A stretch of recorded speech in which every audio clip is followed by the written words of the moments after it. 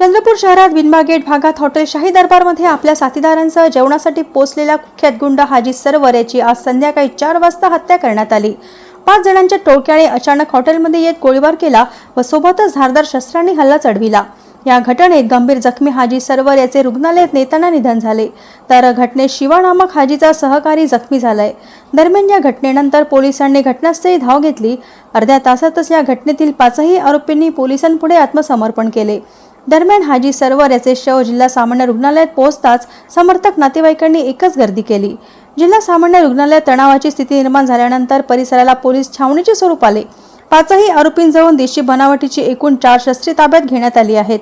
यातील प्रमुख आरोपी असलेला समीर शेख हा 2009 ते 2016 या काळात गुंड हाजी याचा प्रमुख साथीदार होता। मात्र नंतर दोघांची मोकोका अंतर्गत कारागृहात रवानगी झाल्यानंतर त्यांच्यात पैशावरून व अन्य काही कौटुंबिक बाबींवरून संघर्ष झाला। नुकतीच नागपुरातल्या दोघांमध्ये समेट घडवण्यासाठी एक बैठक झाल्याचीही माहिती पुढे येत आहे। दरम्यान अनेक व्यवहारात आपण आर्थिकदृष्ट्या फसलो अशी भावना आरोपी समीर शेख याची झाली होती।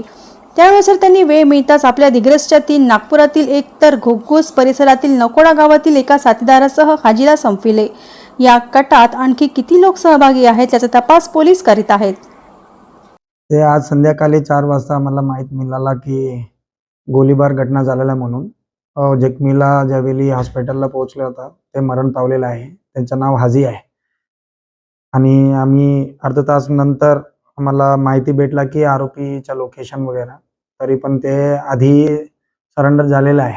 पूर्ण आतापर्यंत आमच्या ताब्यामध्ये 5 लोक आहे। 5 लोकांच्या विरुद्ध बरेच गुन्हा पण दाखल झालेला होता आणि त्यामध्ये मेन आरोपी आहे समीर शेख सरवर अलियास प्रमोद। येथे हाजी सोबत राहता होता। 2009 पासून ते सोबत राहता होता आणि ते पण बरेच गुन्ह्यामध्ये आरोपी पण होता आणि दोनोच्या विरुद्ध मोकाचा कलम पण लावलेला होता 2016 मध्ये। या क्राइम मध्ये पण ते दोघा जेलमध्ये होता, बट तरी पण मागचे 3 वर्षापासून त्यांच्या काही पर्सनल खुन्नस पण आहे आणि त्यांच्या झगडा भांडण चालू होता।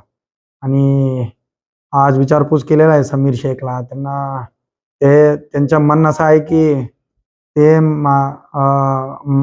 मला मारण्यासाठी प्रयत्न करतो असा काही नागपूरमध्ये त्यांना माहिती भेटलेला होता। तो त्यांच्या आधी त्यांना डिसाईड केला की त्यांना मारण्यासाठी। तो त्या अनुषंगाने आज त्यांना दिग्रस काल ते दिग्रस पासून 2 लोक सोबत टोटल 3 लोक दिग्रस वरून आलेला आहे आणि एक नाकोडा वरून आणि एक नागपूर वरून लोक शामिल झालेले आहे आणि अजून आरोपी आहे त्यामध्ये।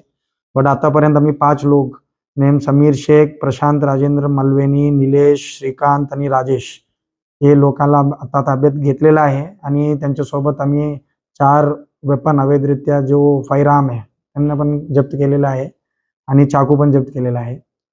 आणि जे पुढच्या कारवाई आता गुन्हा दाखल करून त्यांना अटक करून पुढचा तपास सुरू करणार आहे।